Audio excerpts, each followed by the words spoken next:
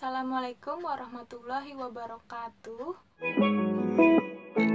Hey, keep me where the light is, keep me where the brightest. Two left feet, show me where the ride is. I've been on the low side, Hai semuanya.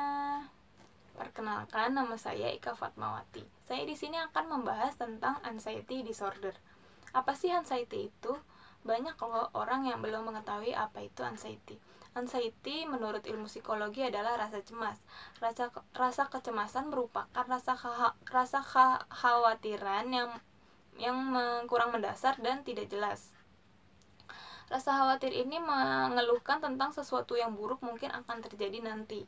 Nah, anxiety memiliki 3 gejala. Yang pertama, gejala fisik, di mana orang yang mengalami anxiety merasa tubuhnya bergemetar, jantung berdetak kencang, sesak nafas, mudah marah, tubuhnya panas dingin, merasa lemas, dan sebagainya.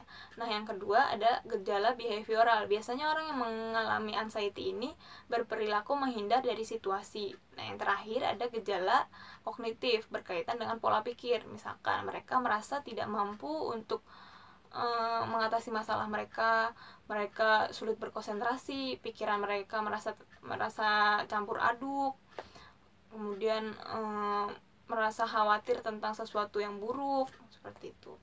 Nah, selanjutnya ada faktor-faktor yang menyebabkan anxiety. Yang pertama ada faktor lingkungan. Faktor lingkungan atau tempat tinggal biasanya mempengaruhi cara berpikir seseorang tentang dirinya dia sendiri atau diri orang lain. Nah, yang kedua, emosi yang dipendam. Emosi yang dipendam ini bisa menimbulkan rasa kecemasan jika tidak diungkapkan dalam jangka waktu yang cukup lama. Nah, selanjutnya ada sebab-sebab fisik. Biasanya sebab-sebab fisik di sini ketika tubuh dan pikiran saling berinteraksi satu sama lain. Di sini contohnya pada masa kehamilan. Nah, yang terakhir ada faktor gen atau keturunan. Anxiety ini juga memiliki 3 tipe. Ini berdasarkan dari National Institute of Mental Health. Yang pertama ada tipe gangguan kecemasan umum. Yang kedua ada serangan panik, dan yang terakhir ada gangguan yang berkaitan dengan fobia.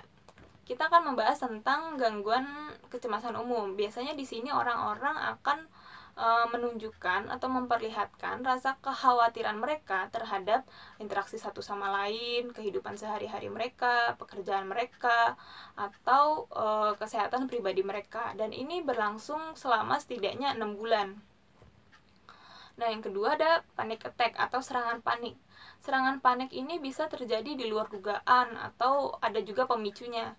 Dan ini bisa terjadi di usia sekitar remaja sampai 30 tahun. Pertengahan 30-an tahun. Dan wanita juga memiliki kemungkinan 2 kali lebih besar memiliki atau mengalami serangan panik. Nah, yang terakhir ada gangguan yang berkaitan dengan fobia atau rasa takut terhadap objek atau situasi tertentu. Nah, gangguan fobia ini memiliki 3 jenis fobia. Yang pertama, fobia tertentu. Fobia tertentu ini merasa takut terhadap objek yang spesifik. Misalkan takut ketinggian, takut terbang, takut jarum suntik, takut darah. Nah, atau bisa juga takut hewan buas kayak harimau, ular, seperti itu. Nah, yang kedua ada fobia yang kedua ada social anxiety, di mana orang merasa khawatir atau merasa cemas ketika mereka harus berhadapan atau berada di lingkungan yang ramai. Misalkan lingkungan yang ramai, contohnya misalkan di sekolah, di tempat kerja mereka, atau di mall dan yang lainnya. Nah, yang terakhir ada kecemasan perpisahan. Di kecemasan perpisahan ini biasanya orang menganggap itu hanya dihadapi oleh anak-anak, tapi enggak juga. Semakin tumbuh dewasa, kita juga akan merasa takut akan kehilangan seseorang yang memiliki ikatan dengan kita. Misalkan contoh, semakin dewasa kita, maka kita akan semakin merasa takut kehilangan orang tua kita, teman-teman di lingkungan kita, teman-teman dekat kita, seperti itu. Nah, ada satu contoh kasus yang saya dapatkan dari salah satu situs web, yakni tentang seorang remaja yang mengalami gangguan kecemasan. Made Pandu awalnya dia merasa trauma karena ibunya pernah memarahi dia waktu kelas 6 SD, dimana di sana waktu itu sedang menjalankan ujian nasional. Nah, dari rasa tertekan itu Pandu memendamnya, dia tidak mengungkapkan kepada ibunya, sampai akhirnya puncaknya pada waktu Pandu mempersiapkan ujian akhir SBMPTN. Di sana Pandu merasa harus mengikuti jejak ibunya, ayahnya, dan kakaknya yang kuliah di universitas negeri. Namun ada kendala pada diri Pandu di mana Pandu tidak mendapatkan hasil sesuai yang diharapkan. Nah, ini memberikan kembali tekanannya, dan ini kembali membuat dia merasa tertekan. Sampai akhirnya ia drop, dia merasa jantungnya berdetak sangat kencang waktu itu, dan keluarganya akhirnya membawa Pandu ke dokter. Dibawa ke dokter tapi tidak mendapatkan hasil apa-apa. Akhirnya dokter merujuk Pandu ke psikiater. Di sana akhirnya Pandu didiagnosis mengalami gangguan kecemasan. Dari 4 faktor yang sudah saya sebutkan tadi, kasus Pandu ini termasuk dalam faktor di mana emosi yang dipendam cukup lama dapat menimbulkan kecemasan. Nah, selanjutnya kita akan membahas tentang anxiety dalam Islam.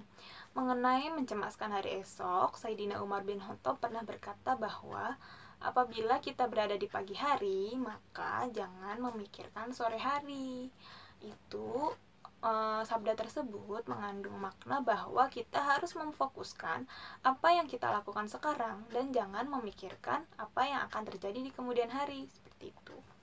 Nah, apa sih yang harus kamu lakukan ketika kamu merasakan kecemasan ini terlalu berlebihan sampai mengganggu aktivitas sehari-hari kamu? Yang pertama, jangan mendiagnosa sendiri bahwa kamu merasa kamu memiliki anxiety. Kayak, wah, gue ada nih gejala-gejala kayak gini, jangan-jangan gue anxiety. Jangan ya, kamu lebih baik datang ke dokter atau psikiater atau psikolog. Pokoknya kamu harus datang memeriksa ke yang ahlinya. Setelah kamu didiagnosis mengalami kecemasan, maka lakukan pemeriksaan rutin supaya kamu dapat mengontrol dan mengetahui perkembangan kondisi kamu. Cukup sekian pembahasan anxiety disorder dari saya. Kurang lebihnya mohon maaf, saya pun masih belajar. Wassalamualaikum warahmatullahi wabarakatuh.